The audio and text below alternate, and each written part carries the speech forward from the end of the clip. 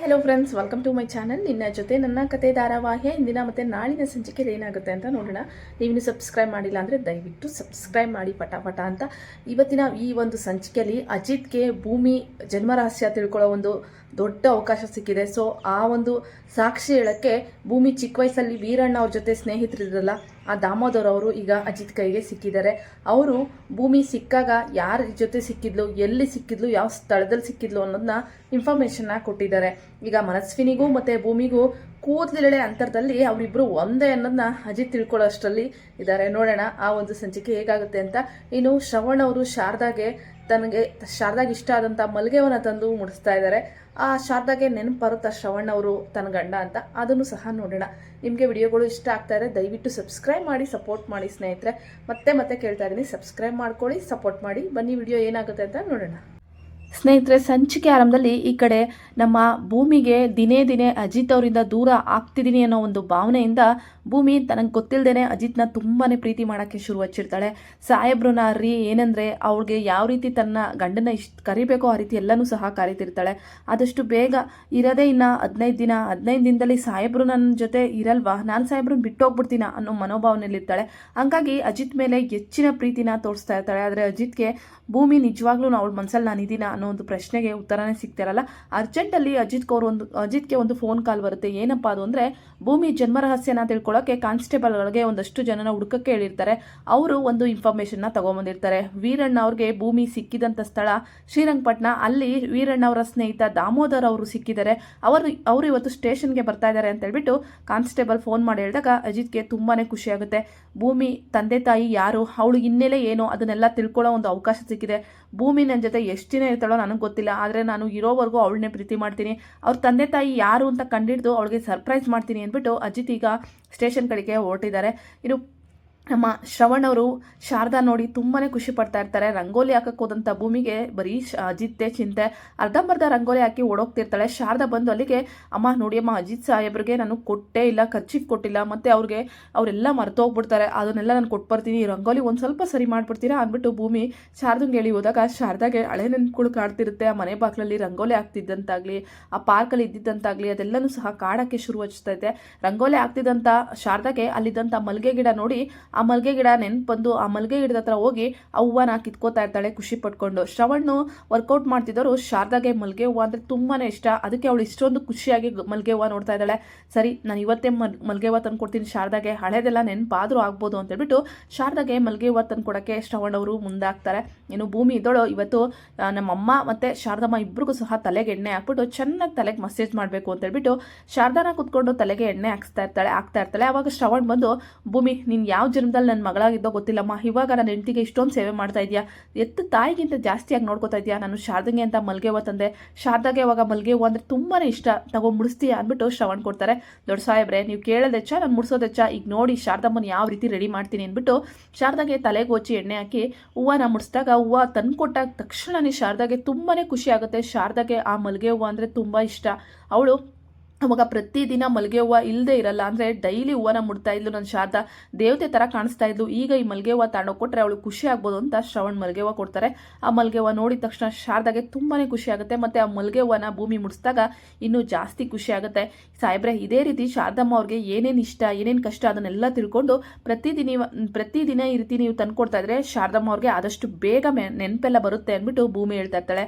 ನೀನು ಹೇಳ್ದಂಗೆ ಆಗಲಿ ಭೂಮಿ ಅಂತ ಹೇಳ್ಬಿಟ್ಟು ಶ್ರವಣು ಕಣ್ಣಲ್ಲಿ ಕಣ್ಣೀರು ಹಾಕ್ಕೊಂಡು ಅವರ ಹೆಂಡ್ತಿನ ಹತ್ರದಲ್ಲಿದ್ರೂ ಅವ್ರನ್ನ ನನ್ನ ಹೆಂಡ್ತಿ ನನ್ನ ಗಂಡ ಅಂತ ಕಂಡಿಡಿತಿಲ್ವಲ್ಲ ಅನ್ನೋ ನೋವಲ್ಲಿದ್ದರೆ ಭೂಮಿ ಇದ್ದಳು, ಅಲ್ಲ 20 ವರ್ಷದಿಂದ ತನ್ನ ಪ್ರೀತಿನ ಹೆಂಡ್ತಿನ ಕಾಯ್ಕೊಂಡು ಈಗ ಅವ್ರಿಗೆ ಇಷ್ಟ ಕಷ್ಟ ಏನು ಅಂತ ನಮ್ಮ ದೊಡ್ಡ ಸಾಹೇಬ್ರು ತಂದು ಕೊಡ್ತಾ ಇದ್ದಾರಲ್ಲ, ಇವ್ರ ಪ್ರೀತಿ ಎಷ್ಟು ನಿಷ್ಕಲ್ಮಶವಾದದ್ದು. ಸಾಹೇಬ್ರು ನನ್ನ ಅದೇ ರೀತಿ ಪ್ರೀತಿ ಮಾಡ್ತಾರ, ಸಾಹೇಬ್ರು ನಾನು ಇಲ್ಲ ಅಂದ್ರೂ ನನ್ನೇ ಪ್ರೀತಿ ಮಾಡ್ತಾರ. ಈ ಥರ ಪ್ರೀತಿ ಮಾಡೋ ಗುಣಗಳು ಕೆಲವ್ರಿಗೆ ಮಾತ್ರ ಇರೋದು, ದೊಡ್ಡ ಸಾಹೇಬ್ರ ಗುಣನೇ ನಮ್ಮ ಅಜಿತ್ ಸಾಹೇಬ್ರಿಗೂ ಇರೋದು ಅಂದ್ಬಿಟ್ಟು ಭೂಮಿ ಆಲೋಚನೆ ಮಾಡ್ತಾ ಇರ್ತಾಳೆ. ಇನ್ನೋ ಕಡೆ ಅಜಿತ್ ಅವರು ಸ್ಟೇಷನ್ಗೆ ಹೋಗಿದ ತಕ್ಷಣ ವೀರಣ್ಣ ಅವರ ಸ್ನೇಹಿತ ದಾಮೋದರ್ ಅವ್ರ ತಾತ ಬಂದಿರ್ತಾರೆ. ಅವರು ಆ ಇನ್ಫಾರ್ಮೇಷನ್ನ ಕೊಡ್ತಾ ಇರ್ತಾರೆ. ಅಜಿತ್ ಇದ್ದವರು, ಹೇಳಿ ಸರ್, ನಿಮಗೆ ಏನು ಗೊತ್ತು, ಭೂಮಿ ವೀರಣ್ಣ ಮತ್ತು ಭಾಗ್ಯಮ್ಮ ಅವರ ಮಗಳಿಗೆ ಒಂದು ಮಗು ಸಿಕ್ಕಿತ್ತು, ಅದು ಎಲ್ಲಿ ಸಿಕ್ತು, ಹೆಂಗೆ ಸಿಕ್ತು, ಅದೆಲ್ಲ ಗೊತ್ತಾ ನಿಮಗೆ ಅಂತ ಹೇಳ್ಬಿಟ್ಟು ಕೇಳಿದಾಗ, ಗೊತ್ತು ಸರ್, ನನಗೆ ವೀರಣ್ಣ ಮತ್ತು ಭಾಗ್ಯಮ್ಮ ಅವ್ರ ಬಗ್ಗೆ ತುಂಬಾ ಗೊತ್ತು. ಅವ್ರಿಗೆ ಯಾವುದೇ ರೀತಿ ಮಕ್ಕಳಿರಲಿಲ್ಲ. ಒಂದು ದಿವಸ ವೀರಣ್ಣ ನನ್ನ ಪ್ರಾಣ ಸ್ನೇಹಿತ, ಅವನಿಗೆ ಯಾವುದೇ ರೀತಿ ಯಾರು ಮಕ್ಕಳಿರಲಿಲ್ಲ. ಅವನು ಮತ್ತು ಅವ್ರ ಹೆಂಡತಿ ಚೆನ್ನಾಗೇ ಇದ್ರು. ಆದರೆ ಒಂದು ದಿನ ಅವ್ರಿಗೆ ಮಕ್ಕಳಿಲ್ಲದಿರೋಕ್ವರೆಗೂ ತುಂಬಾ ಕಾಡ್ತಿತ್ತು. ಭಾಗ್ಯ ಯಾವಾಗಲೂ ಕೇಳ್ತಾ ಇದ್ಲು. ಒಂದಿನ ವೀರಣ್ಣಗೆ ತನ್ನ ಕೆಲಸದ ಮೇಲೆ ಅವನು ಡ್ರೈವಿಂಗ್ ಕೆಲಸ ಮಾಡ್ತಿರೋದ್ರಿಂದ ಡ್ರೈವಿಂಗ್ ಮಾಡಲಿಕ್ಕೆ ಅಂತ ಹೇಳ್ಬಿಟ್ಟು ತನ್ನ ಕಾರ್ನ ತಗೊಂಡು ಹೋಗಿದ್ದ. ಆದರೆ ಅವಾಗ ಅವನಿಗೆ ಒಂದು ಅಚ್ಚರಿಕಾದಿತ್ತು. ಬರಬೇಕಾದ್ರೆ ಅವನು ಒಂದು ಮಗುನ ಕರ್ಕೊಬಂದಿದ್ದ ಸರ್ ಅಂತೇಳ್ಬಿಟ್ಟು ಈ ಕಡೆ ಆ ತಾತ ಹೇಳ್ತಾರೆ. ಹೌದಾ, ಯಾವ ಪ್ಲೇಸು, ಆ ಮಗು ಎಲ್ಲಿ ಸಿಕ್ಕಿತ್ತು, ಅದೆಲ್ಲ ಇನ್ಫಾರ್ಮೇಷನ್ ಗೊತ್ತಾ ನಿಮಗೆ ಅಂದಾಗ, ಗೊತ್ತು ಸರ್, ಆ ಮಗು ಶ್ರೀರಂಗಪಟ್ಟಣ ಜಾಗದಲ್ಲಿ ಒಂದು ದೇವಸ್ಥಾನಕ್ಕೆ ಹೋಗ್ಬಿಟ್ಟು ಬರ್ತಿದ್ದ ವೀರಣ್ಣ. ಅವಾಗ ಯಾರೋ ಒಬ್ಬ ಹೆಂಗಸು ಆ ಮಗುನ ತಂದು ಕೊಟ್ಟಿದ್ರಂತೆ ಅಂದಾಗ, ಶ್ರೀರಂಗಪಟ್ಟಣ ಅದು ಯಾವ ಜಾಗ ಏನು ಅಂತ ಗೊತ್ತಾ ಅಂದಾಗ, ಅದ್ರ ಬಗ್ಗೆ ನನಗೆ ಗೊತ್ತಿಲ್ಲ ಸರ್. ಯಾರೋ ಒಬ್ಬ ಹೆಂಗಸು ಈ ಮಗುನ ತನ್ನ ಕಾರ್ಗೆ ಅಡ್ಡವಾಗಿ ಬಂದು ಆ ಮಗುನ ವೀರಣ್ಣನ ಕೈಗೆ ಕೊಟ್ಟು ಅವ್ರಿಗೆ ಜೊತೆಗೆ ಒಂದು ನೆಕ್ಲೆಸ್ನೂ ಕೊಟ್ಟಿದ್ಲಂತೆ ಚಿನ್ನದ್ದು. ಇದನ್ನ ಮಡಿಕೊಂಡು ಈ ಮಗಿನ ನೋಡ್ಕೊಳ್ಳಿ ಅಂತ ಅಂದ್ಬಿಟ್ಟು ಈ ತಾತ ಹೇಳ್ತಾರೆ. ಹೌದಾ, ಹಂಗಿದ್ರೆ ಶ್ರೀರಂಗಪಟ್ಟಣ ಅಂದರೆ ನಮ್ಮ ಮನಸ್ವಿನಿನೂ ಅಲ್ಲೇ ಕಳೆದೋಗಿರೋದಲ್ವಾ, ಭೂಮಿ ತಂದೆ ತಾಯಿನೂ ಅಲ್ಲೇ ಇವಳನ್ನ ಮಿಸ್ ಮಾಡ್ಕೊಂಡಿರ್ಬೇಕು. ಆಗಿದ್ರೆ ಸರಿ ತಾತ, ಇದ್ರ ಬಗ್ಗೆ ಇನ್ನೂ ಹೆಚ್ಚಿನ ಏನಾದರೂ ಗೊತ್ತಿದ್ರೆ ಹೇಳ್ತೀರಾ ಅಂದಾಗ, ವೀರಣ್ಣ ಆ ಮಗುನ ಕರ್ಕೊಂಬಂದ್ಮೇಲೆ ಅವ್ನ ಜೀವನನೇ ಚೇಂಜ್ ಆಯಿತು. ಆ ಮಗು ತುಂಬಾ ಚೆನ್ನಾಗಿ ಬೆಳೆಸಿದ್ರು. 3 ವರ್ಷದ ಮಗು ತನ್ನ ಮಗು ಅಂತ ಅಂದ್ಕೊಂಡೆ ಅವರು ಬೆಳೆಸಿದ್ರು. ಅವಳನ್ನ ಭೂಮಿ ಅಂತ ಹೆಸರಿಟ್ರು. ಆ ಮಗುನೇ ವೀರಣ್ಣ ಮತ್ತು ಭಾಗ್ಯಮ್ಮ ಅವರ ಪ್ರಪಂಚ ಆಗಿತ್ತು. ಆದರೆ ಆ ಮಗು ತಂದೆ ತಾಯಿ ಯಾರೂ ಸಹ ಅವ್ರ ಮಗು ಬೆಳೀತಿದ್ದಂಗೆ ಬರಲಿಲ್ಲ. ಆದರೆ ವೀರಣ್ಣ ಕಾಯ್ತಾನೆ ಇದ್ದ. ಆ ನೆಕ್ಲೆಸ್ನ ಅವನು ಯಾರಿಗೂ ಮಾರಲೂ ಇಲ್ಲ, ದುಡ್ಡು ತಗೊಂಡ್ಲೂ ಇಲ್ಲ. ಇವ್ರ ತಂದೆ ತಾಯಿ ಒಂದಲ್ಲ ಒಂದಿನ ಬರ್ತಾರೆ, ಆ ಮಗುನ ಅವ್ರಿಗೆ ಒಪ್ಪಿಸ್ಬೇಕು ಅಂತ ವೀರಣ್ಣ ತುಂಬ ಕಷ್ಟಪಟ್ಟು ದುಡ್ಡು ಆ ಮಗುನ ಸಾಕ್ತಿದ್ದ. ಆದರೆ ಅವ್ರ ತಂದೆ ತಾಯಿ ಯಾರೂ ಬರಲೇ ಇಲ್ಲ ಅಂತೇಳ್ಬಿಟ್ಟು ಈ ಕಡೆ ತಾತ ಹೇಳ್ತಾ ಇರ್ತಾರೆ. ಅಜಿತ್ ಇದ್ದವರು ಈಗ ಅನುಮಾನ ಇನ್ನೂ ಜಾಸ್ತಿ ಆಗುತ್ತೆ ಅಜಿತ್ಗೆ. ಯಾಕೆಂದರೆ ಭೂಮಿ ತಂದೆ ತಾಯಿ ಅವಳನ್ನ ಶ್ರೀರಂಗಪಟ್ಟಣದಲ್ಲಿ ಯಾಕೆ ಬಿಟ್ಟೋದ್ರು, ಈ ಕಡೆ ಭೂಮಿಗೆ ತಂದೆ ತಾಯಿ ಇದ್ರೂ ಇಷ್ಟು ವರ್ಷ ಯಾಕೆ ಅವಳನ್ನ ಹುಡುಕಿಲ್ಲ ಅನ್ನೋದು ಅಜಿತ್ಗೆ ಒಂದು ಕಡೆ ಇದಾದರೆ, ಮನಸ್ವಿನಿನೂ ನಾವು ಶ್ರೀರಂಗಪಟ್ಟಣದಲ್ಲೇ ತಾನೇ ಅವಳನ್ನ ಮಿಸ್ ಮಾಡ್ಕೊಂಡಿದ್ದು. ಈ ಮನಸ್ವಿನಿಗೂ ಭೂಮಿಗೂ ಏನಾದರೂ ಸಮಸ್ಯೆ ಇದೆಯಾ? 3 ವರ್ಷ ಇದ್ದಾಗ ಭೂಮಿ ಯಾವ ರೀತಿ ಇದ್ಲು, ಇದನ್ನು ನಾನು ಭಾಗ್ಯಮ್ಮ ಅವ್ರ ಹತ್ರ ವಿಚಾರಿಸ್ಕೊಳ್ಲೇಬೇಕು. ಆಮೇಲೆ ನಮಗೆ ಸತ್ಯತೆಗಳು ಗೊತ್ತಾಗುತ್ತೆ. ಇನ್ನು ಈ ಕಡೆ ಮನೇಲಿದ್ದಂಥ ಭಾಗ್ಯಮ್ಮಂಗೆ ಶ್ರವಣ್ ಮತ್ತು ಶಾರದಾ ಜೊತೆ ಈ ಮಗು ಇರುತ್ತಲ್ಲ 3 ವರ್ಷದ ಭೂಮಿ ಫೋಟೋ, ಭಾಗ್ಯಮ್ಮ ಇನ್ನೂ ಯಾಕೆ ಆ ಫೋಟೋನ ನೋಡಿಲ್ಲ. ಆ ಫೋಟೋ ನೋಡಿದ್ರೆ ಗೊತ್ತಾಗ್ಬಿಡುತ್ತೆ ನಿಜವಾದ ಮನಸ್ವಿನಿ ಭೂಮಿನೇ ಅಂತ. ಸೊ ಅದನ್ನು ಸಹ ನೋಡೋಣ. ಆದರೆ ಅಜಿತ್ ಈಗ ಹೋಗ್ತಿರೋ ಒಂದು ದಾರಿಲಿ ಕಾಂಟ್ರಾಕ್ಟ್ ಮದುವೆ ಮುಗಿಯೋಕ್ಕೆ ಇನ್ನು 20 ದಿವಸ ಇದೆ. ಭೂಮಿ ಮನಸ್ವಿನಿ ಅಂತ ಕಂಡುಹಿಡಿಯೋಕ್ಕೂ ಹತ್ರವಾಗಿದ್ದಾರೆ ನಮ್ಮ ಅಜಿತ್ ಸಾಹೇಬರು. ಅದು ಸಹ ಆಗೋದ್ರಲ್ಲಿದೆ. ಭೂಮಿನೇ ಮನಸ್ವಿನಿ ಅಂತ ಗೊತ್ತಾದ್ಮೇಲೆ ಅಜಿತ್ಗೆ ಈ ಕಾಂಟ್ರಾಕ್ಟ್ ಮದುವೆ ಅನ್ನೋದೆಲ್ಲ ದೊಡ್ಡ ವಿಚಾರನೇ ಇಲ್ಲ. ಭೂಮಿನ ತನ್ನ ಪ್ರಾಣ ಸ್ನೇಹಿತೆ, ಭಾಳ ಸಂಗಾತಿಯನ್ನಾಗಿ ಮಾಡ್ಕೋಬೇಕು ಅಂತ ಇರೋ ಅಜಿತ್ಗೆ ಇದೊಂದು ಖುಷಿ ವಿಚಾರ ಅಂತಲೇ ಹೇಳ್ಬೋದು.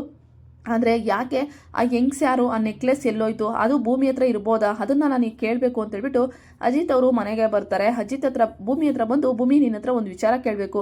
ನೀನು ಸಿಕ್ಕಾಗ ನಿನಗೆ ನಿಮ್ಮ ಅಪ್ಪ ಅಮ್ಮ ಅಂದರೆ ಭಾಗ್ಯಮ್ಮ ಅವರು ನಿನಗೇನಾದರೂ ಇದು ಕೊಟ್ಟಿದ್ರಾ, ನೀನು ಕಳೆದೋಗಿದ್ದಲ್ಲ ಅವಾಗ ಅವ್ರು ಏನಾದರೂ ಕೊಟ್ಟಿದ್ರಾ ಈ ನೆಕ್ಲೆಸ್ಸು ಅದು ಇದು ಅಂತಂದಾಗ, ಅಯ್ಯೋ ಸಾಹೇಬ್ರೆ ಇದನ್ನು ನಾನೇ ಹೇಳಬೇಕು ಅಂತಿದ್ದೆ. ಭಾಗ್ಯಮ್ಮ ನನಗೆ ಆ ಒಂದು ನೆಕ್ಲೆಸ್ ವಿಚಾರದ ಬಗ್ಗೆ ಹೇಳಿದರು. ನಾನು ಚಿಕ್ಕ ವಯಸ್ಸಲ್ಲಿದ್ದಂಥ ವಸ್ತುಗಳೆಲ್ಲ ಕಾಲೋನಿ ಜಗಳ ಆದಾಗ ಕಳೆದೋದು. ಆದರೆ ಈ ಒಂದು ನೆಕ್ಲೆಸ್ ನನಗೆ ಸಿಕ್ತು. ಅದನ್ನು ನಾನು ಜೋಪಾನ ಮಾಡಿ ಬ್ಯಾಂಕಲ್ಲೇ ಇಟ್ಟಿದ್ದೀನಿ ಸಾಹೇಬ್ರೆ. ನೀವೆಲ್ಲಿ ವಿಚಾರ ಎಲ್ಲ ಹೇಳಿದ್ರೆ ಭಾಗ್ಯಮ್ಮನ ಬಿಡಿಸಲ್ವಲ್ಲ ಅಂತ ಹೇಳ್ಬಿಟ್ಟು ನಾನೇ ಇದನ್ನೆಲ್ಲ ಮುಚ್ಚಿಟ್ಬಿಟ್ಟೆ ಅಂದಾಗ, ಸರಿ ಆಯಿತು ಭೂಮಿ, ಈ ಮೊದಲು ಆ ನೆಕ್ಲೆಸ್ ಎಲ್ಲಿದೆ ಅದನ್ನು ಮೊದಲು ನನ್ನ ಕೈಗೆ ತಂದ್ಕೊಡು, ಇದರಿಂದ ನಾವು ನಿನ್ನ ತಂದೆ ತಾಯಿನ ಕಂಡುಹಿಡಿಬೋದು ಅಂದಾಗ, ಸಾಹೇಬ್ರೆ ಇದೆಲ್ಲ ಈಗ ಬೇಕಾ ಅಂದಾಗ, ಭೂಮಿ ನಿನಗೋಸ್ಕರ ಅಲ್ಲ, ನಿನ್ನ ತಂದೆ ತಾಯಿನೂ ಸಹ ನಿನ್ನ ಥರನೇ ಹುಡುಕ್ತಿರ್ಬೋದಲ್ವಾ ಅಂದ್ಬಿಟ್ಟು ಅಜಿತ್ ಹೇಳ್ತಾರೆ. ಈಗ ಭೂಮಿ ಆ ನೆಕ್ಲೆಸ್ನ ತಂದು ಅಜಿತ್ ಕೈಗೆ ಕೊಟ್ಟರೆ ಖಂಡಿತವಾಗ್ಲೂ ಭೂಮಿನೇ ಮನಸ್ವಿನಿ ಅನ್ನೋದು ಅಜಿತ್ಗೆ ಗೊತ್ತಾಗೋದ್ರಲ್ಲಿ ಏನು ಡೌಟ್ ಇಲ್ಲ. ನೋಡೋಣ ಮುಂದೆ ಏನಾಗುತ್ತೆ ಅಂತ. ವಿಡಿಯೋಗಳು ನಿಮಗೆ ಇಷ್ಟ ಆದರೆ ಲೈಕ್ ಮಾಡಿ. Thank you so much.